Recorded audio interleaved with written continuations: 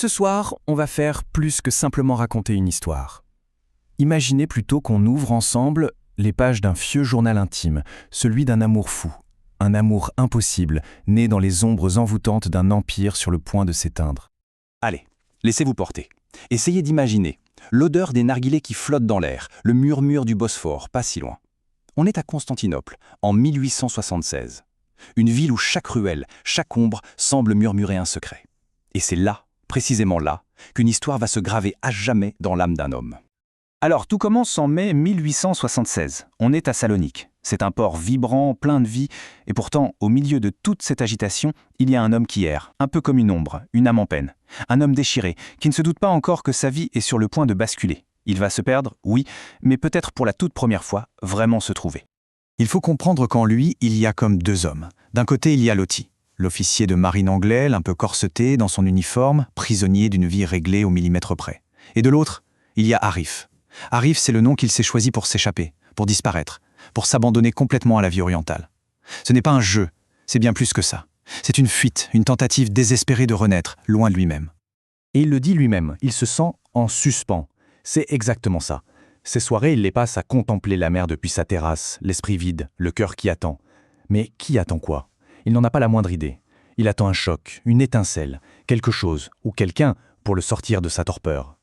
Eh bien, cette attente, elle touche à sa fin. Et puis, un soir, comme ça, au détour d'une ruelle sombre, son existence bascule. Est-ce le hasard ou le destin qui commence à tisser sa toile? Sur son chemin se dresse une vision, et cette vision va devenir son obsession. Imaginez la scène, le bruit de la rue qui s'estompe d'un seul coup. Tout s'arrête. Dans l'ombre d'un moucharabier, ce grillage de bois, il y a un regard. Juste un regard. Deux yeux d'un vert profond, immense et rempli d'une tristesse infinie. À cet instant précis, un incendie se déclare en lui. Ce n'est pas une rencontre, c'est une apparition. Une décharge silencieuse, mais absolument foudroyante. À partir de ce moment, il n'y a plus qu'une seule question qui compte. Une seule. Qui est-elle? Ça tourne en boucle dans sa tête, ça le ronge de l'intérieur. Il doit savoir. Mettre un nom sur ce regard qui a pris possession de ses jours et de ses nuits. D'un coup, le vide qui l'habitait a disparu. Sa vie, soudain, a un but. Asiadé. Et ce nom, il finit par l'apprendre. Asiadé. Ce nom résonne en lui. Il sonne à la fois comme une promesse et comme une sentence. En apprenant ce nom, il vient, sans le savoir, de sceller son propre destin. Mais la réalité, elle, est brutale. Asiadé n'est pas une femme libre. C'est une circassienne, achetée quand elle était enfant pour sa beauté. À 18 ans, elle est l'une des 4 épouses d'un vieux et puissant marchand. C'est une fleur de harem, un trésor enfermé dans une cage dorée, intouchable, interdite. Son désir vient de se fracasser contre le mur de l'impossible. Et pourtant, c'est précisément cet interdit qui va transformer son obsession en pure folie. Et cette folie, loin de le freiner, va devenir son moteur. Il est prêt à tout. Pour atteindre Asiadé, il a compris une chose. L'officier Lottie doit mourir, complètement. C'est Arif, et Arif seul, qui doit prendre toute la place. Son plan est méticuleux. D'abord, il plonge corps et âme dans la culture turque.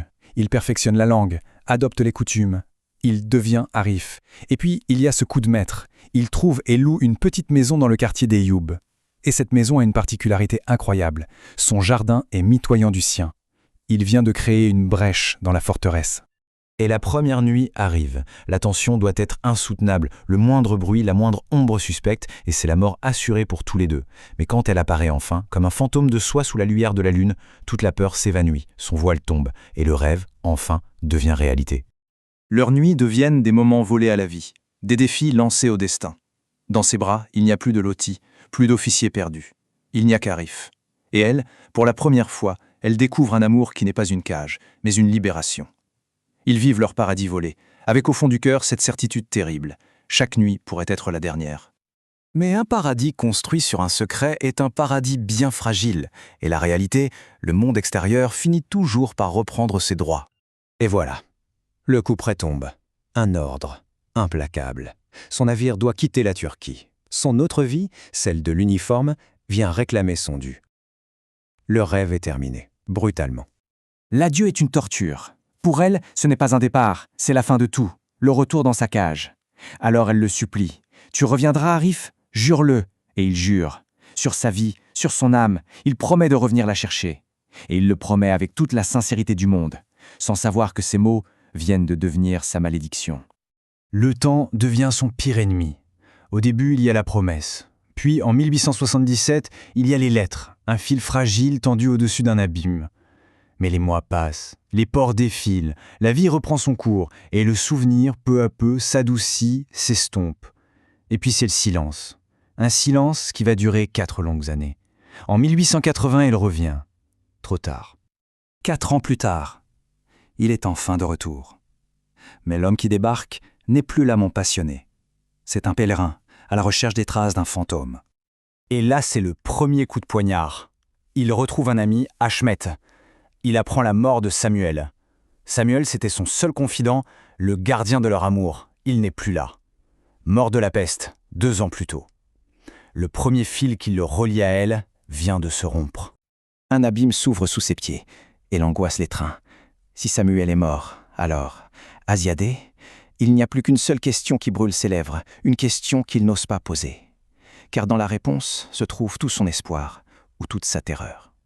Ahmed ne dit rien. Il le conduit à travers le cimetière. Un silence de mort. Et il s'arrête devant une simple pierre, sans nom. Et doucement, il lui dit juste « Elle est là ». 2 mots qui anéantissent tout. Le rêve est mort, enterré sous cette simple pierre. Et puis, voilà la vérité. Crue, insupportable. Après son départ, tout a été découvert. Son maître l'a répudiée, l'a jetée à la rue.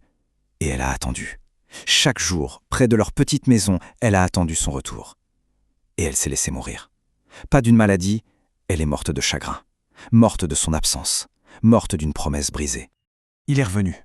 Il a tenu sa promesse, mais trop tard. Le temps a fait de sa parole une arme et de son amour une tragédie. Et il comprend, devant cette tombe, que ce n'est pas seulement Asiadé qui est enterré ici. C'est aussi une part de lui-même, la meilleure part, celle qui s'appelait Arif. Et cette question flotte au-dessus de la tombe. Une question sur la loyauté, le temps, le remords. Une question qui nous laisse avec le poids infini de cet amour impossible.